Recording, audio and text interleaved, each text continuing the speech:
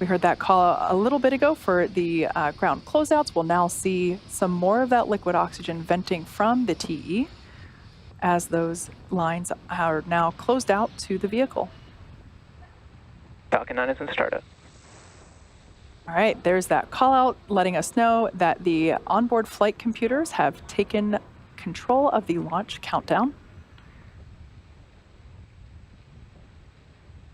LD, go for launch. And there's our final go for launch tonight coming from our launch director. We're now at T minus 35 seconds. All systems are go for launch of Falcon 9 with the Intelsat 40E and NASA 30 seconds. And the NASA Smithsonian Tempo payload. Let's listen in to the terminal count.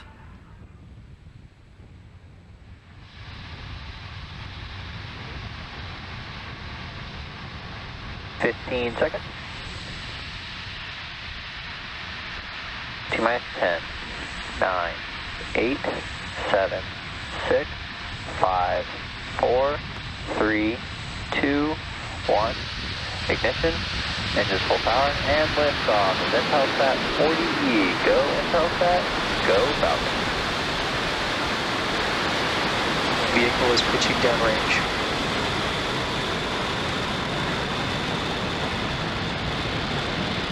M1D chamber pressure nominal.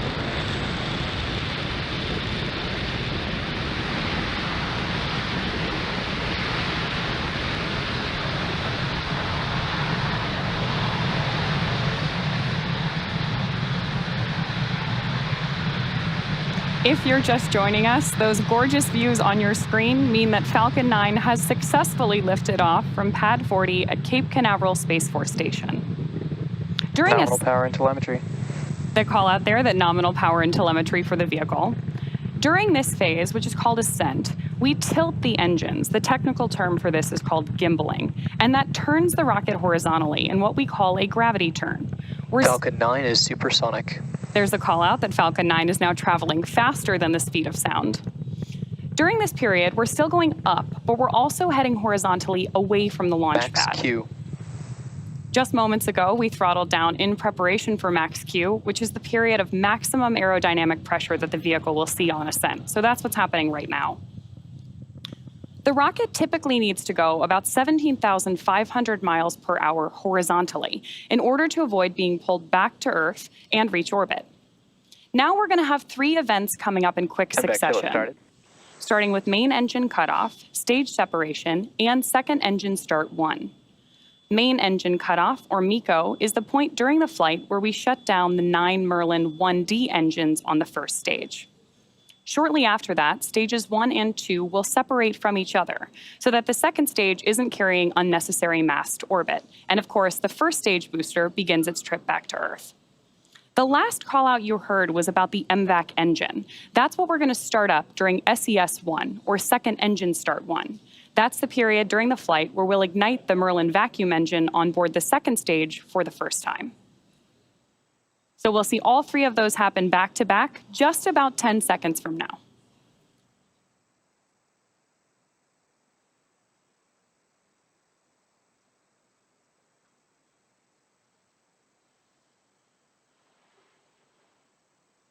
MECO. Stage separation confirmed.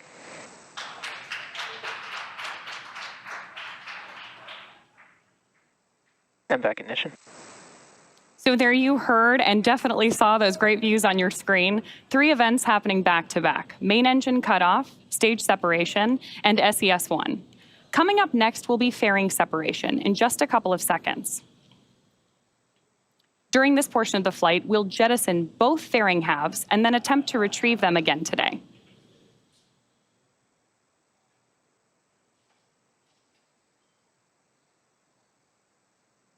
Both vehicles are following nominal trajectories. Fairing separation confirmed. There we've got confirmation of fairing separation, which means both fairing halves are on their way back to Earth to be recovered by our recovery vessel, Doug. Coming up next, there are 2 burns for our first stage as we prepare for landing on our drone ship, a shortfall of gravitas.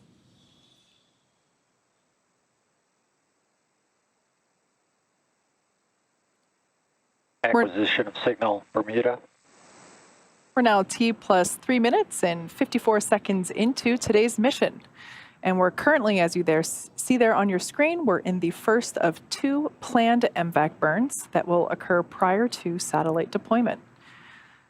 At T plus 6 minutes and 31 seconds, or around there, you should see on your screen the first stage's entry burn.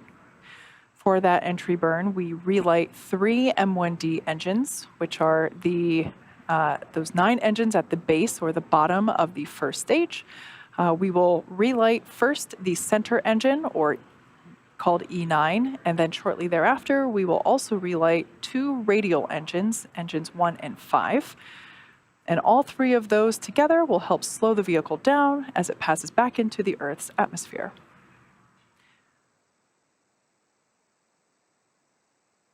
We perform that reentry burn in order to slow down the booster, which helps to reduce those reentry forces that it sees, and in turn, that helps us recover and reuse our first stages. Both vehicles continue to follow nominal trajectories. Although we can't see the first stage right now, you can follow along with the telemetry there in the bottom left-hand corner for stage 1, and then that stage 2 telemetry there in the right-hand bottom corner of your screen. We can see that the first stage is now beginning its descent back to Earth, so it has already passed through its apogee, making its way back down. This time we're targeting a landing on our drone ship, which is parked a couple hundred miles off the coast of Florida in the Atlantic Ocean. Now, during that entry burn, Falcon 9 is decelerating by firing its Merlin engines, but it's still moving very rapidly. This causes the vehicle to fly through Merlin's exhaust gases, also known as the rocket's plume, and by doing so, we get a deposit of soot on the vehicle surface. That soot then basically comes from the carbon-based fuel that Falcon 9 uses. We're expecting that entry burn to begin in about 20 seconds. Everything continues to look good there. For that second stage, we can see that MVAC engine, which is the singular Merlin engine designed for use in the vacuum of space, attached there to our second stage. Stage 1, entry burn, startup. Stage 1 FTS is saved. All right, so there on that left-hand side of your screen, those stage 1 views are back. We can see that entry burn has begun, and it's also illuminating the grid fins, which help to steer the booster for re-entry and also to make a precise landing. Stage 1, entry burn, shut down. All right, we can see that entry burn has concluded. Both vehicles continue to follow nominal trajectories. As a reminder, the first stage that we saw there on the left-hand side of your screen, that performed the entry burn for the 4th time. It previously supported CRS-26, OneWeb Launch 16, and a Starlink mission. Falcon 9 is the world's first orbital-class reusable rocket, and this is important because reusability allows SpaceX to refly the most expensive parts of the rocket, which in turn drives down the cost of space access. Terminal guidance.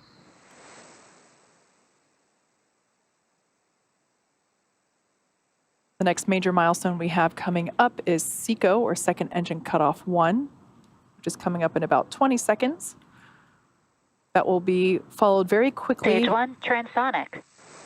That call out tells us that the first stage is traveling near the speed of sound. That first stage will begin its landing burn just after we have the second engine cut off.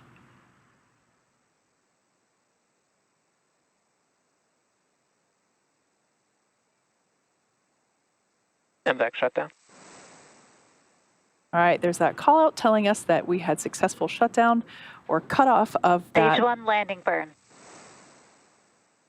You can see landing burn has begun there on that screen. Stage 2 FTS is saved. You can see those grid fins working hard to steer it back to the drone ship for its landing. Nominal orbit insertion. Great call out there indicating we've got... Stage 1, landing leg deploy.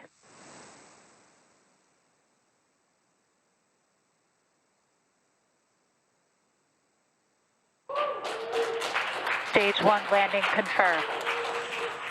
There you can see on your screen an amazing view as always.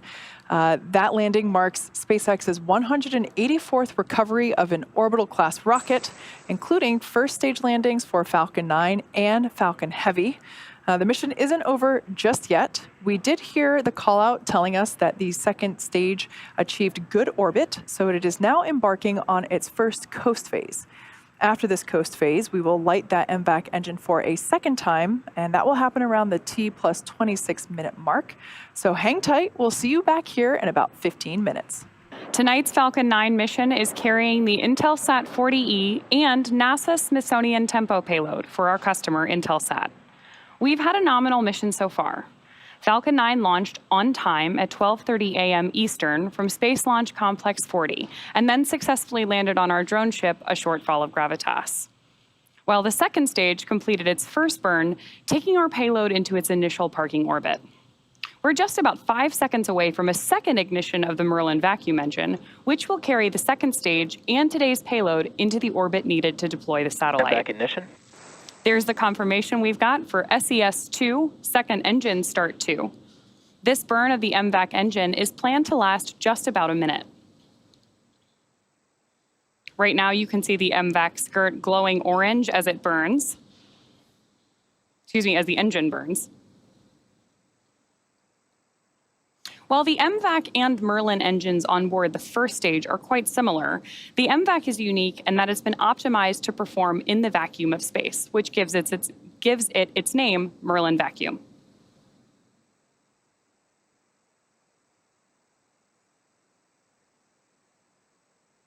Just about 10 seconds to go on this burn before we expect to hear the call out for SECO 2.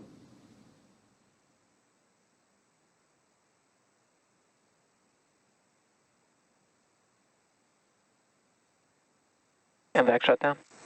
There's the confirmation of MVAC shutdown.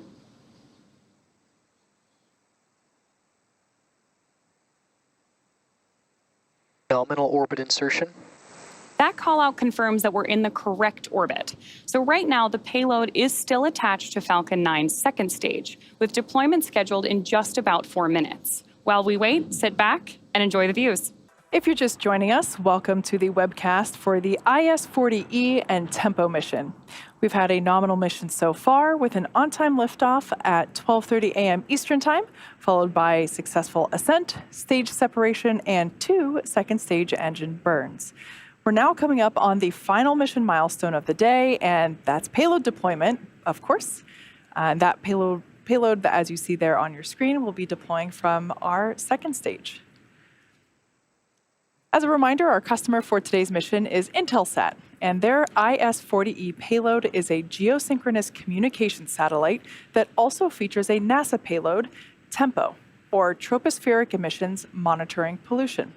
The payload will be operated by Intelsat, but TEMPO is a partnership between NASA and the Smithsonian Institution's Smithsonian Astrophysical Observatory. Payload separation confirmed. A beautiful view there, as you can see, and as we heard called out, successful confirmation of the Intelsat 40E and NASA Smithsonian TEMPO payload.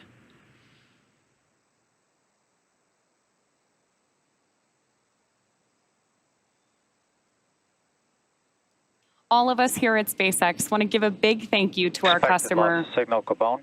Intelsat, for entrusting us Primary. with today's mission. We also want to give a shout out to the Range and Federal Aviation Administration for supporting today's launch. Tonight's flight concludes SpaceX's 222nd overall mission to date and our 23rd launch of 2023. Thanks to all our viewers for tuning in. Hope you enjoy the rest of your morning, and we'll see you again soon.